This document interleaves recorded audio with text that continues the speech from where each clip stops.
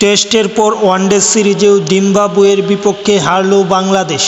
সিরিজের দ্বিতীয় ওয়ানডেতে আজ বাংলাদেশ জিম্বাবুয়ের বিপক্ষে মাঠে নামলে জিম্বাবুয়ে প্রথমে ব্যাট করতে নেমে নির্ধারিত 50 ওভারে 6 উইকেট হারিয়ে 247 রান করে।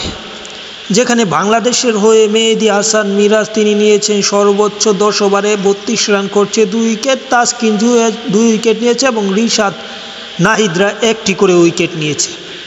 বিপরীতে বেন ক্যারি জিম্বাবুয়ের হয়ে 135 বলে সর্বোচ্চ 111 রানে অপরাজিত থাকেন এবং বার্ড এভান্সের 38 বলে 58, সেকেন্দার রাজার 53 বলে 33 রানের উপর ভিত্তি করে তারা 247 রান করে।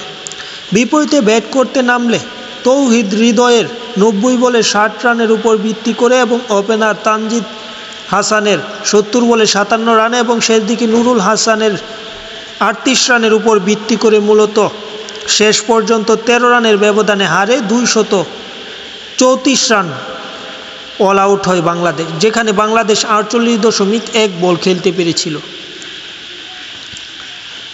মুজারাবানি তিনি এবং ব্লেফিং এবং নেগ্রিভ তিনি মূলত 3 উইকেট নিয়েছে জিম্বাবুয়ের হয়ে।